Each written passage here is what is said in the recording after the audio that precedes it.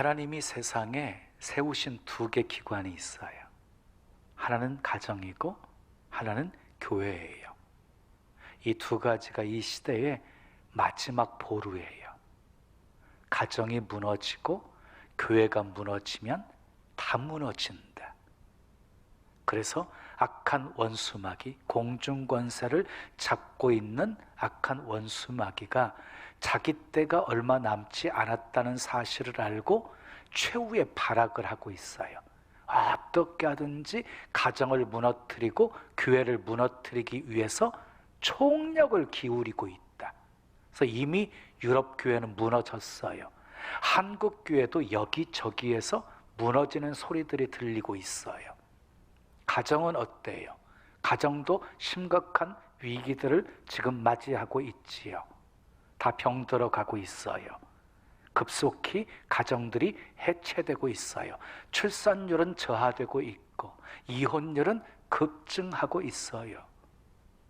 가정이 건강해야 돼요. 그래야 자녀들이 건강하게 자랄 수 있습니다.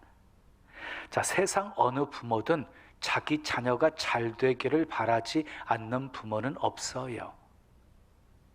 부모들의 최대의 관심은 자녀들이 잘 되는 것에 있어요.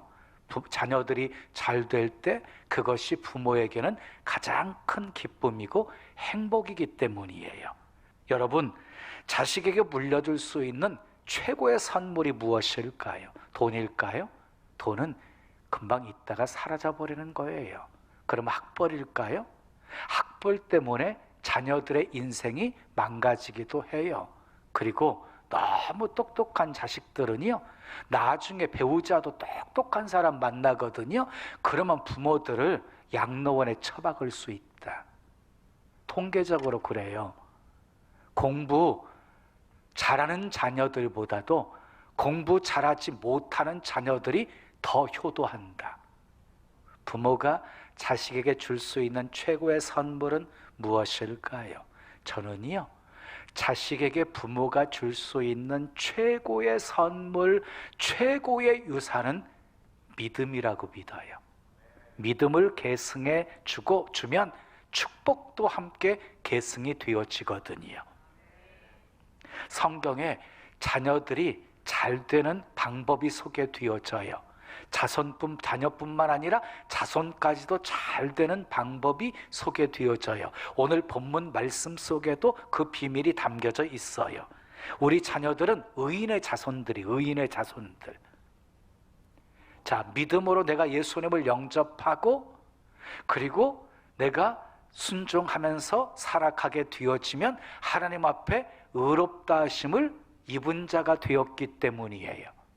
그러니까 의롭다 함을 입은 자들에게 자녀들도 다 의인의 자손이 되어지는 거지요. 그러면 의인의 자손들이 받게 될 축복이 무엇일까요? 첫째 따라 합시다. 구원을 받습니다. 자, 본문 22절 말씀 함께 읽어요. 시작. 주의 복을 받은 자들은 땅을 차지하고 주의 저주를 받은 자들은 끊어지리로다 그랬어요. 여러분, 저주를 받은 사람은요, 저주를 받은 아기는 땅에서 끊어진대요. 근데 주의 복을 받은 의인들은 땅을 차지한대요. 잠언 11장 21절에 아기는 피차 손을 잡을지라도 벌을 면하지 못할 것이나 의인의 자손은 구원을 얻으리라 하고 말씀했어요. 악인들은 서로 피차 손을 잡고 악을 행해요. 그래서 때로는 악인들이 형통하고 의인들은 고난을 받는 것 같아요. 그런데 결국 악인들은 하나님의 심판의 대상이 되어져요. 결국 세상에서 사라져버리고 마는 거예요. 그런데 의인들은요, 하나님의 보호하심이 있어요. 하나님의 구원하심이 있어요. 그래서 하나님께서 지키시고 구원하신다. 그러므로 악인이 형통하고 의인이 고난받는 모습을 보면서 낙심하지 마세요. 의인과 의인의 자손은 반드시 하나님이 구원하신다. 아멘. 두 번째 따라하겠어요? 보호를 받습니다. 자, 24절 말씀 함께 읽어요. 시작. 그는 넘어지나 아주 엎드러지지 아니함은 여호와께서 그의 손으로 붙드심이로다 그랬어요. 의인도 넘어진대요. 의인의 자손도 넘어져요. 그런데 아주 엎드러지지 않는데요. 이유가 뭐예요? 주님의 손이 붙들어 주시기 때문이래요. 자, 이어지는 28절 말씀도 읽어요. 시작. 여호와께서 정의를 사랑하시고 그의 성도를 버리지 아니하심이로다. 그들은 영원히 보호를 받으나 악인의 자손은 끊어지리로다. 자, 하고 말씀하고 있어요. 의인의, 자, 보세요. 악인의 자손은 끊어지지만 의인의 자손은 영원히 보호를 받는다. 아브라함 보십시오. 가나안 땅에 흉년이 들어서 애굽으로 내려가요. 애굽의 바로왕 앞에서 자기 아내를 누이라고 속였다가 아내를 빼앗길 뻔하는 가정의 위기를 맞이했을 때 하나님이 구원해 주십니다. 그의 아들 이삭 때에도 가나안 땅에 흉년이 들자 블레셋 땅 아비멜렉 왕 앞에서 아버지 아브라함처럼 똑같은 실수를 범해요. 아내를 누이라고 했다가 가정이 위기를 맞게 되었을 때 또 하나님이 구원해 주십니다. 하나님이 보호해 주셨어요. 자, 그래서 잠언 24장 16절에 보면 대저 의인은 7번 넘어질지라도 다시 일어나려니와 악인은 재앙으로 말미암아 엎드러지느니라 하고 말씀했어요. 악인은 재앙으로 말미암아서 엎드러진대요. 끊어져 버린대요. 그런데 의인은요 7번 넘어져도 다시 일어난대요. 주님의 손이 붙들어 주시기 때문이에요. 주님의 손이 보호해 주시기 때문입니다. 세 번째 따라하겠어요? 복을 받습니다. 25절 26절 말씀 우리 함께 읽어요. 시작. 내가 어려서부터 늙기까지 의인이 버림을 당하거나 그의 자손이 걸식함을 보지 못하였도다. 그는 종일토록 은혜를 베풀고 꾸어주니 그의 자손이 복을 받는도다 그랬어요. 여러분, 의인의 자손은요 걸식하지 않는데요, 복을 받는데요. 복을 받는, 또 시편 112편 1절에서 3절을 보면 여호와를 경외하며 그의 계명을 크게 즐거워하는 자는 복이 있도다. 그의 후손이 이 땅에서 강성하며 정직한 자들에게 후손에게 복이 있으리로다. 부와 재물이 그의 집에 있으며 그의 공의가 영구히 서 있으리로다 라고 말씀했어요. 또 시편 115편 14절에 여호와께서 너희 곧 너희와 또 너희 자손을 더욱 번창케 하시기를 원하노라 라고 말씀했어요. 의인의 자손은요 갈수록 강성해진다는 거예요. 부와 재물이 그 집에 있기 때문이에요. 날로 번창하게 되어진대요. 의인의 자손에게 주시는 축복이에요. 그래서 기독교의 축복은 점점점 더 좋아지는 거예요. 그래서 신앙의 1세대보다는 2세대에게 더 복이 있고 신앙의 2세대보다는 3세대에게 하나님의 복이 더 큰 것이에요. 자, 의인의 자손들이 받게 될 축복 3가지를 말씀드렸어요. 구원을 받게 됩니다. 보호를 받습니다. 또 하나는 복을 받습니다. 그러면 우리 자손들이 이 복을 받게 하려면 어떻게 해야 할까요? 첫째 따라하겠어요? 부모가 의인이 되어야 합니다. 예, 부모가 의인이 되어야 돼요.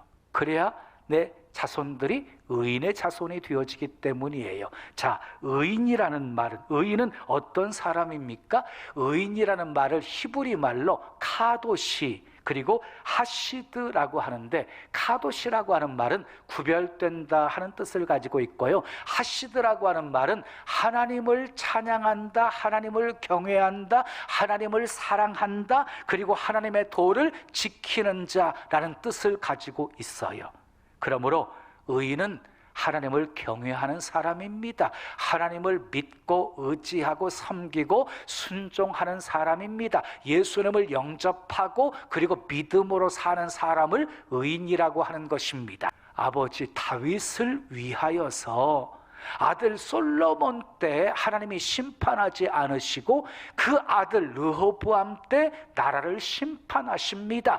다 빼앗으지 아니하시고 다윗을 위하여서 한 지파를 남겨두셨다고 말씀하고 있습니다. 정리하면 아버지 다윗은 솔로몬에게 복을 남겨주었지만 솔로몬은 안타깝게도 그 아들에게 불행을 남겨주었어요. 또 요나단을 보십시오. 요나단의 아들 무비보셋은 다윗 왕의 사랑을 받으면서 다윗 왕과 함께 식탁에 앉아서 음식을 먹는 대접을 받아요. 누구 때문이었어요? 아버지 요나단 때문이었어요. 그런데 요나단의 아버지는 사울왕, 악한 사울왕 때문에 결국 그 아들 요나단은 어떻게 되었어요? 불행하게 인생을 마감해요. 길보아산 전투에서 사울왕이 죽을 때 요나단도 함께 전사해서 죽습니다.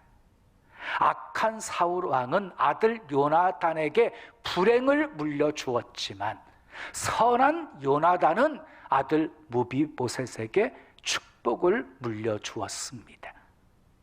성공적인 생애를 살았던 인물들을 보면 공통점이 있어요. 그 배후에 훌륭한 부모가 있었다는 거예요. 사무엘 뒤에는 어머니 한나가 있었고 모세 뒤에는 어머니 요게벳이 있었고 디모데 배후에는 할머니 로이스와 그리고 어머니 유니게가 있었습니다. 굳이 성경이 아니어도 에디슨의 부모, 링컨의 부모, 아인슈타인의 부모가 모두 신앙의 부모들이었어요. 부모가 의인이 되면 그 자손은 의인의 자손이 되는 것입니다. 부모가 의인이면 자녀들은 부모의 덕을 보게 되는 것입니다. 그래서 부모는 자녀들의 모델이어야 합니다. 부모는 자녀들에게 존중받는 존재이어야 합니다. 의인의 자손이 복받는 이유는 의인을 본받았기 때문입니다. 자, 두 번째 따라하세요. 자식들이 의인이 되도록 가르쳐야 합니다.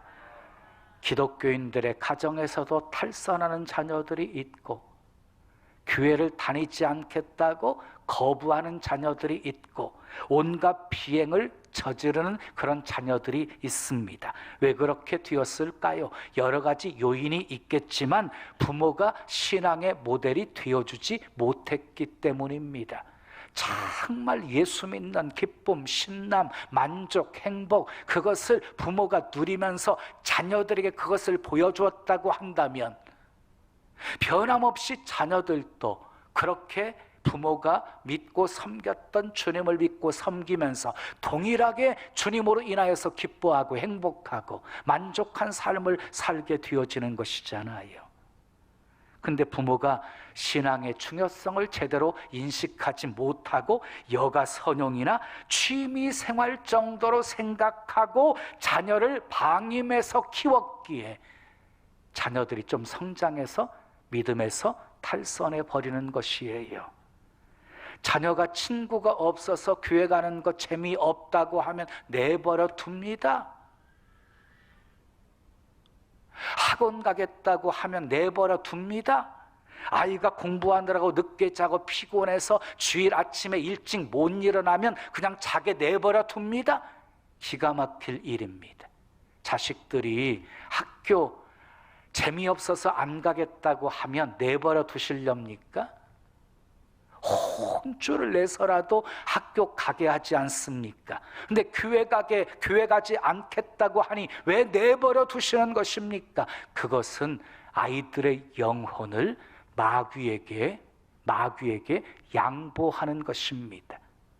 어떤 부모는 자녀를 교회 예배를 회복시키려고 주일 예배 한번 참석하면 5만 원 줄게. 그래도 말 안 들어 먹는데요. 때가 있어요, 때가. 나중에 아이들이 사춘기에 오잖아요. 부모 말 안 들어요. 그때부터 계속되는 것 같아요. 부모 말 잘 안 듣는 것은. 그러니까 신앙교육은 어릴수록 좋다. 여러분들은 믿음의 배우자 만나서 아름다운 가정 이루시기를 바라고, 하나님이 주시는 생명 선물 잉태하고 모태에서부터 성령으로 충만한 자녀로 키우는 거예요. 아멘. 얼마나 큰 축복이에요. 모태에서부터 성령으로 충만한 아이. 내가 마음껏 주님을 찬양하면요, 뱃속에 있는 내 아이도 하나님을 찬양하거든요. 기도하면 내 아이도 주님께 기도하거든요. 내가 성령으로 충만하면 내 뱃속의 아이도 성령으로 충만해지거든요. 마음껏 배에 손 얹고 축복 속에 자라난 아이, 얼마나 복되게 성장할까요? 자, 그러면 신앙교육은 어릴수록 좋은데 무엇을 가르쳐야 할까요? 첫째 따라요. 하나님이 누구신지를 가르쳐야 합니다. 창조주 하나님, 모든 만물을 지으시고 다스리시고 운행하시는 만물의 주인 되신 하나님, 복의 근원 되신 하나님을 가르치셔야 돼요. 그리고 너는 하나님의 자녀야, 이거 알려주셔야 돼요. 하나님의 자녀로서 어떻게 살아야 되는지를 가르쳐 주어야 돼요. 주님이 원하시는 삶을 살게 해야 돼요. 하나님의 영광을 위해서 사는 자녀가 되게 해주셔야 돼요. 어떻게 사는 것이 하나님이 기뻐하시는 삶인지를 가르쳐 주어야 돼요. 어렸을 때부터 기도하는 것을 훈련시키고 어렸을 때부터 기도 응답을 체험하며 살게 해 주어야 되는 거예요. 이제부터라도 하십시오. 다 큰 자식 이제 어떻게 합니까? 라고 말하는 부모가 있습니까? 이제라도 늦지 않았어요. 천하를 얻은들 천국까지 못하고 지옥 가면 무슨 소용이 있겠어요? 다 헛되고 헛된 것이지. 자녀들에게 하나님이 누구신지를 가르쳐 주십시오. 두 번째 따라하겠어요. 부모 공경을 가르쳐야 합니다. 자, 성경이 명령하고 있어요. 내 부모를 공경하라. 그리하면 내가 잘 되고 땅에서 장수하리라. 자녀가 잘 되기를 원하십니까? 땅에서 장수하기를 원하십니까? 그러면 부모 공경을 가르치셔야 돼요. 부모 공경을. 저는요, 부모 공경하지 못하는 사람이 다른 어르신들을 공경한다? 생각할 수가 없어요. 부모도 공경하지 못하는 사람이 이웃을 사랑한다? 생각할 수가 없어요. 모든 인간관계 속에서의 가장 중요한 핵심이 부모 공경에서부터 시작이 되어지는 것이거든요. 저는 19살 때 몇 년 전에 어머님이 예수 믿고 소원이래요. 소원. 내가 교회 나오는 거. 그래서 그 소원 들어드리려고 교회 나왔어요. 나오자마자 코 꿰었고, 그리고 내 인생의 주님 만나 완전히 바뀌었어요. 정말 복된 인생 살게 만들어 주셨지요. 그리고 제가 이렇게 정말 영광스러운 목회를 하고 있는 비결이 무엇일까? 하나님이 왜 내게 이렇게 목회를 축복하실까를 생각해 보았는데요. 생각하다가 한 가지 발견했어요. 저희 형제는 9남매예요. 제가 8번째예요. 결혼하면서부터 제가 어머님 모셨어요. 3, 4년 전 97세에 어머니가 소천을 하셨어요. 그 어머니 모신 거, 그거 하나님이 이쁘게 보셔서 내 목회를 축복하셨다라고 생각합니다. 12년 전에 우리 집에서 있었던 일이에요. 저는 저녁 때에 방 안에서 설교를 준비하고 있는데 교회에서 몇 분의 자매들이 왔어요.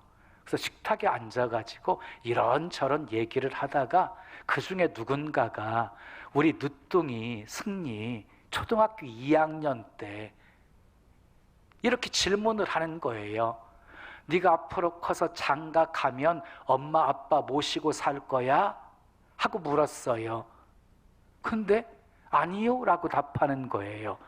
아주 의외의 답변이었어요. 그러니까 다시 묻는 거예요. 정말 안 모시고 살 거야? 그때 가봐야 알지요. 그때 결혼해서 아내와 상의해야지요. 이 말을 듣고 제 아내가 뚜껑이 열렸어요. 정말이야? 그럼 나도 너 안 키워. 엄마 아빠도 안 모시겠다는 놈 키워서 못해. 나가. 그러니까 승리가요 펑펑 울면서 나가면 되잖아 그러면서 현관문을 향해서 나가는 거예요.